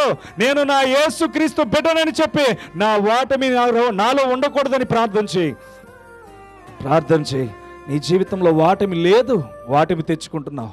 నీ జీవితంలో వాటమి లేదు, నీ జీవితంలో వాటమి తెచ్చుకుంటున్నావు. నువ్వు అగ్ని చేత రగిలించబడవలసిన వ్యక్తివి, అగ్ని చేత రగిలించబలిచిన వాళ్ళ స్త్రీవి నువ్వు. ఈరోజు వెలిగించబడవలసిన స్త్రీవి నువ్వు. ఒక దెబోరా 40 సంవత్సరాలు పరిపాలన చేసింది, అలా పరిపాలన చేయవలసిన స్త్రీవి నువ్వు. కానీ నీవు ఆగిపోతున్నావు. ఏ బంధకాలు నీ దగ్గర ఆపేస్తున్నాయి, ఏ బంధకాలు నీకు ఆటంకాలు పెట్టేస్తున్నాయి, ఏ బంధకాలు, ఏ బలహీనతలు నిన్ను ఆపేస్తున్నాయి. ఈరోజు నువ్వు ఆలోచన చేయి. ఒకరోజు నీ జీవితం వెలిగించబడిందని దేవుడు నీతో మాట్లాడాలి, నీ జీవితం రగిలించబడుతుందని దేవుడు మాట్లాడాలి. అనేక మంది స్త్రీలను గుర్తించగలుగుతున్న బైబిల్ గ్రంథం ఈరోజు నిన్ను గుర్తించాలి. ఈ ప్రపంచం నిన్ను గుర్తించాలి, ఈ సొసైటీ నిన్ను గుర్తించాలి. నీకు విలువే లేదన్న నోటిలో నుంచి ఆమెకు చాలా విలువను దేవుడు ఇచ్చాడని చెప్పి అనేక మంది మాట్లాడాలి. నీకు ఎలాంటి ఘనత కావాలో ఈ రాత్రి దేవుని అడుగు. ఈరోజు నీకు ఎలాంటి అధికారం కావాలో దేవుని అడుగు. ఈరోజు దేవుడు నీకు ఇవ్వబోతున్నాడు. దేవుడు మాట ఇస్తే తప్పేవాడు కాదు. నిన్ను నిలబెట్టుకున్నాడు. నిన్ను నిలబెట్టుకున్నది కేవలం ఈ రాత్రి ఇక్కడికి పంపించింది ఎప్పుడు వచ్చే వాక్యము కాదు. దేవుడు నీతో మాట్లాడింది. ఈరోజు నీలో రగిలించబడుతున్న వాక్యాన్ని దేవుడిచ్చాడు. నీ బంధకాల నుంచి బయటికి తీసుకురావడానికి, నీ బలహీనతల నుంచి బయటికి తీసుకురావడానికి, నేను ఓడిపోయాను అనుకున్న స్థితిలో నుంచి నేను గెలిపించడానికి దేవుడు బయటికి తీసుకొచ్చాడు. ఈరోజు నువ్వు నిలబడ్డానికి బలమైన కారణం ఉంది. ఈరోజు నువ్వు మోకరించడానికి బలమైన కారణం ఉంది. నీ నోటిలో నుంచి మాట రావడానికి బలమైన కారణం ఉంది. ఈరోజు నువ్వు అడగాలి దేవుణ్ణి, నేను రగిలించబడాలి ప్రభు, నా దీపం ఇంకొకరికి కాంతినివ్వాలి, నేను ఆరిపోతూ ఇంకొకరిని వెలిగించాలి. విడిచిపెట్టొద్దు. నతనీలు అన్నాడు నజరేతు పనికిరాదన్నాడు. నతనీలు అన్నాడు నజరేతులో నుంచి మంచిది వస్తుందా అన్నాడు. నతనీలు అన్నాడు నజరేతు వాళ్ళు ఎవరికైనా గుర్తున్నారా అన్నాడు. ఈరోజు నిన్ను ఎవరైనా గుర్తించకపోవచ్చు, నిన్ను ఎవరైనా అపహేళన చేసి మాట్లాడుండొచ్చు. కానీ నా యేసయ్య నీకు గుర్తింపు తీసుకురాబోతున్నాడు. నా యేసయ్య నిన్ను గణపరచబోతున్నాడు. నా యేసయ్య నీకు విలువను తీసుకురాబోతున్నాడు. ఈరోజు నీ జీవితంలో ఎలా ఉంది, ఏముంది అనేది కాదు, కానీ నా దేవుడు నీతో స్పష్టముగా సెలవిస్తున్న మాట, నా దేవుడు అధికారముతో సెలవిస్తున్న మాట, నా దేవుడు ఉజ్జీవంతో సెలవిస్తున్న మాట, నేడు నువ్వు విజయంలోనికి వెళ్ళబోతున్నావు. నేటి నుంచే నీ జీవితంలో విజయాలు చూడబోతున్నావు. నేటి నుంచే భూమి నీకు సహకరించబోతుంది. నీ పాదం ఎక్కడ పెడితే అక్కడ ఆశీర్వాదకరంగా మార్చబోతున్నాడు. నువ్వు ఎక్కడ అడుగు పెడితే అక్కడ దీవెనగా మార్చబోతున్నాడు. నువ్వు గెలుపు కోసం ఎక్కడ అడుగు వేయబోతున్నావు అక్కడ దేవుడు నిన్ను ఆశీర్వదించబోతున్నాడు. ఈరోజు నీ జీవితంలో కావలసింది నీ ఎదుటుంది. ఈ రాత్రి నా దేవుడు నీతో ఉన్నాడు. నిన్ను విడిచిపెట్టడు. ఈ రాత్రి నిన్ను గెలిపించడానికి నీ వద్దకు వచ్చాడు. నీ పాపాలని తలుసుకోవద్దు. నీ పాపములను, తన అపరాధములన్నీ తన మోసుకుని వెళ్ళిపోయాడు. ఈరోజు బాధపడద్దు, దిగులు చెందొద్దు. గెలుపు నీ దగ్గర ఉంది. ఓటమి కావాలంటే నీ చేతిలో ఉంది. ఈరోజు దేవుడిచ్చే గెలుపు కావాలో, ఓడిపోయి లోకంలోనే మిగిలిపోవాలో, పిరికితనపు వారు, అవిశ్వాసము కలిగిన వారు, అన్యజనులు, అపకీర్తికి పలికేవారు అనేక మంది దేవుని రాజ్యంలోనికి ప్రవేశించరని దేవుడు చెప్తున్నాడు. ఈరోజు నువ్వు విలువైన దానివి, ఈరోజు విలువైన వాడివి. నీ విలువను పోగొట్టుకోవద్దు. నా యేసయ్య నీ కొరకు తన చేతులు చాచి ఎదురు చూస్తున్నాడు. నా యేసయ్య నీ కొరకు తన పిలుపు కోసం ఎదురు చూస్తున్నాడు. ఈరోజు ఆయన్ని ఎంత అడిగితే అంత నీకు ఇవ్వడానికి ఎదురు చూస్తున్నాడు. ఈరోజు నువ్వెంత అడిగితే ధారాళముగా నీకు ఇవ్వడానికి దేవుడు ఎదురు చూస్తున్నాడు. కేవలం నీలో ఉన్న తలంపులను బయటికి తీసే, నీలో ఉన్న వ్యతిరేకతను బయటికి తొలగించే. దేవుడు ఈ రాత్రి మాట్లాడింది మరలా ఎప్పుడు నీతో మాట్లాడతాడో తెలీదు, కానీ దేవుడు చెప్తున్న మాట ఒకటే, నిన్ను వెలిగించబోతున్నాను, నిన్ను వెలిగించబోతున్నాను, నిన్ను వెలిగించబోతున్నానని. నీవు పాపాన్ని తలంచుకొని బ్రతకొద్దు. ప్రియ చెల్లి, ప్రియ తమ్ముడు, ప్రియ సహోదరి, సహోదరుడా, నా దేవుడు చెప్తున్న వాగ్దానమును విడిచిపెట్టొద్దు. ఇదిగో ఈ ఫిబ్రవరి 8వ తారీఖున దేవుడు నీతో మాట్లాడానని గుర్తుపెట్టుకో. నిన్ను యేసయ్య బిడ్డనని గుర్తించుకోమని దేవుడు చెప్పాడు. ఈ రోజు నుంచి దేవుని బిడ్డవని నీ జీవితంలో గుర్తింపు రావాలి. దేవుని బిడ్డవని నీ జీవితంలోనే కేవలం నువ్వు గుర్తించుకో. పరుల జోలు నువ్వు భ్రమపడి బ్రతకొద్దు, పరుల కోసం ఆలోచించి బ్రతకొద్దు. కేవలం నీ జీవితంతో ఈ రాత్రి దేవుడు మాట్లాడాడు. మాట్లాడిన విధానంలో దేవుడు నిన్నేది అడిగాడో అది ఇవ్వడానికి ప్రారంభించు. నిన్ను తన ఇష్టానుసారంగా బ్రతకమని దేవుడు చెప్తున్నాడు. తనకి ఇష్టం వచ్చినట్టు ఏముంది, ఈ భూమిని పరిపాలించుకోమన్నాడు. కానీ ఈ భూమి నిన్ను పరిపాలిస్తుంది. ఇక్కడి నుంచి అన్ని మార్పులు నీ జీవితంలో రావాలి.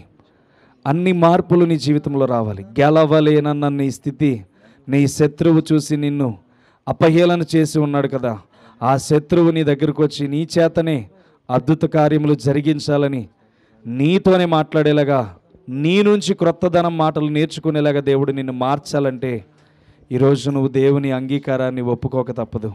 నువ్వు యేసుక్రీస్తు బిడ్డవని అంగీకరించు. దేవుని కొరకు బ్రతకవలసిన బిడ్డనని అంగీకరించు.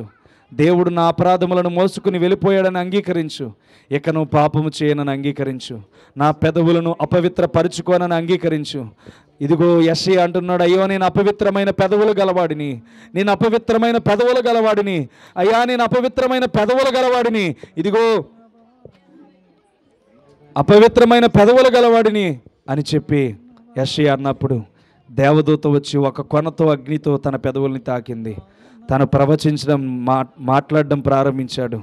ఎవరు వెళ్తారు నా పని కోసం అంటే నేను వెళ్తాను ప్రభు అన్నాడు. అప్పటి వరకు తనలో పాపం ఉండిపోయింది, నేను వెళ్ళనన్నాడు. అయ్యో నా వల్ల కాదన్నాడు, నా స్థితి బాగాలేదన్నాడు, నా ప్రవర్తన బాగాలేదు, నా పెదవులు అపవిత్రమైనవి అన్నాడు. కానీ తన పెదవులకు ఎప్పుడైతే అగ్ని తాగిందో, ఎప్పుడైతే తన స్థితి మారిపోయింది. ఎవరు వెళ్తారు నా కోసం, నా పరిచర్య కోసం, నా పద్ధతిని తెలియపరచడానికి ఎవరు వెళ్తారు అన్నప్పుడు ఇదిగో నేను వెళ్తానని వెంటనే యెషయా మాట్లాడడం ప్రారంభించాడు. దేవుడు ఈ రాత్రి కూడా తన యొక్క స్థితిని బట్టి నీ జీవితాన్ని మార్చబోతున్నాడు. నువ్వు యెషయా వలె ఒక్క క్షణములో మార్చబడబోతున్నావు. ఒక్క క్షణములో దేవుడు తన శక్తి చేతనే నేను నింపబోతున్నాడు. ఈ రాత్రి విశ్వాసంగా నా యేసయ్యకు అప్పగించు. ప్రార్థన చేయబోతున్నాను. పరిశుద్ధాత్మ దేవుడు ఈ రాత్రి మనతో మాట్లాడాడు. పరిశుద్ధాత్మ దేవుడు మనల్ని దర్శించాడు. పరిశుద్ధాత్మ దేవుడు మన జీవితాల్లో వెలుగుని ఇచ్చాడు. పరిశుద్ధాత్మ దేవుడు మనకి శక్తినిచ్చాడు. ఈ రాత్రి నువ్వు చేయవలసింది ఒకటే, దేవా ఇదిగో యెషయా పెదవులను తాకినట్లుగా నా పెదవులను తాకండి. ఇదిగో నెతనీయులు మంచివాడు, మంచిదేదైనా రాగలదా అన్న పట్టణాన్ని ఆశీర్వదించినట్లుగా నేను మంచివాడిని కాదు, నన్ను ఆశీర్వదించండి. అనేక మంది నా గురించి మాట్లాడుకోవాలి ప్రభు, నా సాక్ష్యం గురించి మాట్లాడుకోవాలి ప్రభు అని నేను ఉండాలని ప్రార్థన చేసుకోండి. ఎవరికారే ఒక్క నిమిషం ఎవరికి వాళ్ళ మీ జీవితంలో యెషయా అలాంటి నా బ్రతుకు మారాలి తండ్రి. ఒక్క క్షణములో అగ్ని పెదవులను తాకగానే, దేవదూత వచ్చి తన పెదవులను తాకగానే నేను పని చేస్తాను నీ కోసమని నిలబడ్డాడు తండ్రి. ఈరోజు నీవు దేవుని కొరకు పని చేయగలిగితే ఒక్క నిమిషంలో దేవునికి ఏమి మాటలు అప్పగించబోతున్నావో, నేను ఇలా నిలబడబోతున్నా, నేను ఏమి అప్పగించబోతున్నావో ఈ రాత్రి నీ తీర్మానం దేవుని సంతోషపరచబోతుంది. ఈ రాత్రి తీర్మానం దేవుని ఆశీర్వాదకరమైన మార్గంలోనికి, ఆయన ఆశీర్వాదాలు నీకు రావడానికి దేవుడు ఏర్పాటు చేయడానికి నీ మాటలు ఈ రాత్రి ద్వారాలు తెరవబోతున్నాయి. ఒక్క నిమిషం మీ వ్యక్తిగతంగా దేవునికి ఏమి ఇవ్వబోతున్నారు ఈ రాత్రి దేవునికి ప్రార్థన చేయండి. ఒక్క నిమిషం ఏమి ఇవ్వబోతున్నావు దేవుడు అడుగుతున్నాడు. నువ్వు నా కొరకు ఏమి ఇవ్వబోతున్నావు నిర్ణయం తీసుకో, త్వరగా నిర్ణయం తీసుకో, ఇంకా ఆలస్యం చేయొద్దు. నిన్ను ఓడించడానికి సాతానుడు చూస్తున్నాడు. నిన్ను గెలవకుండా ఈ లోకంలోనే నాశనం చేయడానికి సాతానుడు చూస్తున్నాడు. నువ్వు గెలవాలని దేవుడు నిర్ణయం తీసుకోమని అన్నాడు. ఈ రాత్రి నువ్వు నిర్ణయం తీసుకోబోయేది నీ జీవితానికి పునాదిగా మారబోతుంది. నీ జీవితానికి ఒక పునాదిగా మారబోతుంది. దేవుని పట్ల ఈ వారంలో ఏ నిర్ణయం తీసుకుంటున్నావో దేవుని దగ్గర నీ ప్రార్థనలో అది దేవునికి అప్పగించు. మనుషులకు చెప్పొద్దు, దేవునికి మాత్రమే అప్పగించు. ఏ నిర్ణయం తీసుకున్నావో మనుషులకు వద్దు, దేవునికి మాత్రమే అప్పగించు. ఒక్క నిమిషంలో అది నీవు అప్పగించు. ప్రార్థన చేయబోతున్నాను.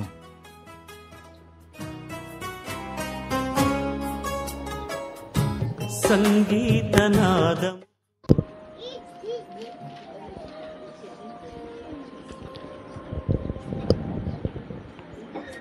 ప్రభువా, నీ బిడ్డలిచ్చి మనవి ఆలకించండి.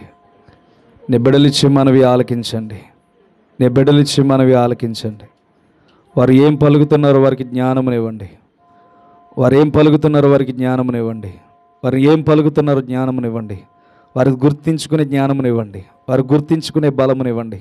వారు గుర్తించుకునే శక్తినివ్వండి. వారు నిలబెట్టండి. వారి తీర్మానంలో వారు నిలబెట్టండి. ఈనాడే ప్రభు పునాదిగా మార్చుకుంటున్నారు తండ్రి. ఈరోజు వారి జీవితాల్లో శంకుస్థాపన చేస్తున్నారు తండ్రి. అది బలమైనదిగా కట్టబడాలి తండ్రి. ఇసుక నేల మీద అది ఏమాత్రము కట్టబడకూడదు. బలమైన బండగా అది కట్టబడాలి తండ్రి. బలమైన బండగా నిర్మించబడాలి తండ్రి.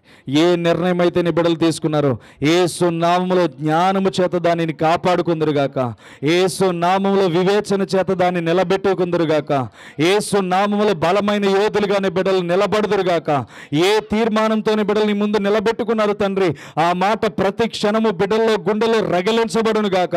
ఒక అగ్నిగా వారిని ధూపము వేయను గాక. ధూపము ఎప్పుడు రగిలించబడును గాక. పరిశుద్ధాత్ముడానికి వందనాలు తండ్రి. బిడ్డలను దీవించండి, ఆశీర్వదించండి, బలపరచండి, శక్తితో నింపండి తండ్రి.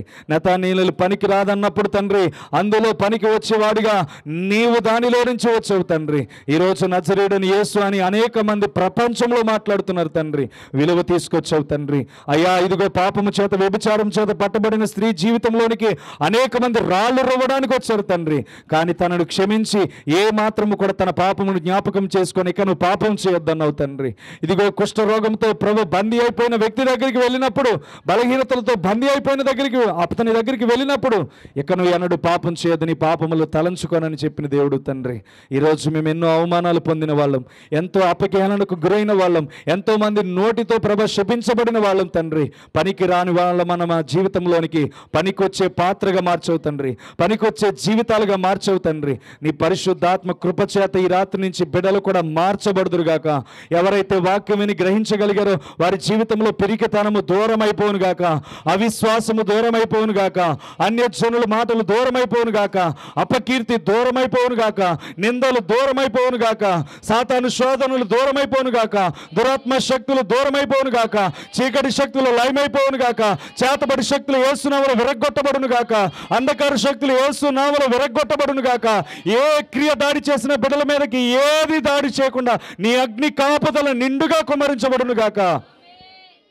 దేవా నీవు దీవించండి, బిడ్డల్ని బలమైన యోధులుగా మార్చండి, శక్తివంతులుగా మార్చండి. ఈ అంత్య దినముల యందు వారిగా కాపాడుకునే భాగ్యాన్ని దయచేయండి. వారిలో పొరపాటు జరిగినప్పుడు వెంటనే నీ పాదముల యొద్ద పడిపోవాలి. వారిలో తండ్రి బలహీనత వచ్చినప్పుడు వెంటనే నీ పాదముల యొద్దకు రావాలి. ప్రభు వాటి కృప బిడ్డలందరికీ జ్ఞాన వివేచనల చేత నింపండి తండ్రి. నీ అద్భుతమైన వరముల చేత నింపండి తండ్రి, అద్భుతమైన ఫలముల చేత నింపండి తండ్రి. 9 ఆత్మ ఫలాలు బిడ్డలలో ఫలించునుగాకని ప్రార్థిస్తున్నా. నీవే కృప చూపించి బలపరచండి. ఇక నుంచి క్రీస్తు బిడ్డలమని నీ బిడ్డల నిర్ణయం తీసుకొనగా తండ్రి, ఇక ఎన్నడూ కూడా పాపం అనే ఆ మాటలకు చోటు ఇవ్వకుండా, వ్యర్థమైన మాటలకు చోటు ఇవ్వకుండా ప్రభువా నీ కృపకు మాత్రమే బానిసలుగా మార్చబడుదురుగాక. నీ కృపకు మాత్రమే బానిసలుగా మార్చబడుదురుగాక. దేవా నీ కృపతో నింపి నడిపించండి. గర్భపాలాల విషయంలో ప్రార్థిస్తున్నాం, మేలు చేయండి. గర్భఫలము లేక బాధపడుతున్న బిడ్డల విషయంలో, గర్భఫలం పొందుకున్న బిడ్డల విషయంలో నీవే కృప చూపించండి. మా యొక్క గ్రామంలో జరగబోతున్న 3 దినాల కూడికల్లో తండ్రి, అయ్యా ఇదిగో మనుషుల కాదుకు ఘనత వచ్చేది, పరలోకమందున్న నీకు ఘనత రావాలి తండ్రి. నీకు మాత్రమే మహిమ రావాలి, నీకు మాత్రమే అద్భుతమైన కార్యముల చేత నీ సన్నిధి కుమ్మరించబడాలి తండ్రి. దేవా ప్రతి ఒక్కరిని కాచి కాపాడి భద్రపరిచి మెండైన దీవెనలతో నింపండి. అనేక మంది రక్షణలోనికి రావాలి తండ్రి. అయా ఇంచుమించు ఎంతమంది ఉంటే అంతమంది మార్పులోనికి రావాలి తండ్రి. ఎంతమంది ఆ వాక్యంలో అడుగు పెడితే అంతమంది జీవితాలు కట్టబడాలి తండ్రి. అయ్యా 1-2తో కాదు ప్రభ, యావత్తు అడుగు పెట్టే ప్రతి జీవితం వెలిగించబడును గాకని ప్రార్థిస్తున్నా. అలాంటి దైవ సేవకుల చేత నీ వాక్యంతో ఉండి మాట్లాడండి. వారి సొంతముగా బోధించేవారిగా కాక నీ ఆత్మచేత బోధించేవారిగా ఇప్పటి నుంచే మా గ్రామము నిమిత్తముల వారి మీద అభిషేకము ఉంచండి. ఏమి బోధించాలో వారి తలంతుల్లోనికి ముందుగానే తీసుకువెళ్ళండి తండ్రి. నీ కృపచేత నింపి నడిపించి బలపరచండి, మేలుతో నింపండి ప్రభువా. నీ అద్భుతమైన కృపచేత నీవు మా ముందుంచిన భారంతో నీ బిడ్డల్ని తండ్రి కట్టుకట్టే వారిగా మమ్మల్ని ఉంచినందుకు స్తోత్రములు. నీ బిడ్డలను ఆశీర్వదించి బలపరుచుతున్నాం తండ్రి. విడిచిన దీవెనలను మహిమకరముగా మార్చండి. వారి జీవితాల్లో ఇక నుంచి గెలుపును మాత్రమే చూడాలి తండ్రి. వారి జీవితాల్లో ఇక వెలుగును మాత్రమే చూడాలి తండ్రి. చీకటి ఏ మాత్రము వీరి కుటుంబాల్లోనికి సంభవించకుండా విర్రగొట్టబడునుగాక. ప్రతి కాడి విర్రగొట్టబడునుగాక. మనశ్శాంతి లేకుండా చెయ్యి శక్తి యేసు నామములో విర్రగొట్టబడునుగాక. ప్రతి సమూహము ఇంటిలో నుంచి పారద్రోలబడునుగాక. వీరి కుటుంబాల మీదకి శాంతి సమాధానములు వచ్చునుగాక. ధన సమృద్ధి బహుగా ఫలించునుగాక. నీవే కృపలో ముద్రించండి. మా కుటుంబాలను కూడా జ్ఞాపకం చేసుకోండి. నీ కృపలో ముద్రించి బలపరిచి మేలు చేయండి. వివాహాల విషయంలో ముందుకు వెళ్తున్న బిడ్డల విషయంలోనూ మా జీవితాలలోనూ మేలు చేయమని ప్రార్థన చేస్తున్నా. అయ్యా ఇదిగో తండ్రి, పరిచర్య ఏమాత్రమో ఆగకుండా సాతానుడు వేస్తున్న ఎత్తులన్నిటినీ యేసు నామములో బంధించేయండి. నీవే కృప చూపించి ఎవరో ఒక్కరినైనా మార్చగలమని చెప్పి ప్రయాసపడుచుండగా ఈ ప్రభు రక్షణ అనుభవాలు అనేక మందికి జీవితాల్లో వెలుగును తీసుకువెళ్ళే భాగ్యాన్ని దయచేయండి. నీ కృపలో మమ్మల్ని మా కుటుంబాలన్నిటిని దీవించి ఈ వారం అంతటిలో మెండైన కాపుదల మాకు అనుగ్రహించి ఈ బిడ్డలు తండ్రి ఫ్యాక్టరీలకు వెళ్తున్నారు అయ్యా, చేస్తున్న పని విషయంలో వారికి మంచి ఆరోగ్యం ఇవ్వండి. నిలబడుతున్నప్పుడు కాళ్ళకి ఎటువంటి నొప్పులు లేకుండా మేలు చేయండి తండ్రి. బిడ్డలందరి ప్రయాణాల్లో తోడు నీడ కాపుదల దయచేసి ఈ వారం అంతట్లో మా సంఘముల నిమిత్తము గ్రామముల నిమిత్తము మీరు తోడు నీడ కాపుదల అనుగ్రహించి మేలు చేయమని నీ కృపతో ముద్రించి మేలు చేయమని యేసు నామం పేరట విత్తబడిన వాక్యం సరైన నేలలో పడ్డాదని ఈ రాత్రి నమ్ముచున్నాం గనుక నీ బిడ్డలందరినీ దీవించి ఆశీర్వదించి మెండైన జ్ఞానంతో అభిషేకించమని యేసు నామం పేరట అడిగి వేడుకొనుచున్నాం తండ్రి, ఆమేన్. మన తండ్రి అయిన దేవుని ప్రేమ, కుమారుడైన యేసుక్రీస్తు యొక్క కృపా సన్నిధిను, పరిశుద్ధాత్మ దేవుని అన్యోన్య సహాయమును ఆయన సన్నిధిను కూడి చేరి బిడ్డలు వచ్చిన ప్రతి ఒక్కరిని వారి కుటుంబాలను ప్రతి కార్యము జరిగించి అభివృద్ధి చేసి నడిపించుదురుగాక. అందరికీ వందనాలు.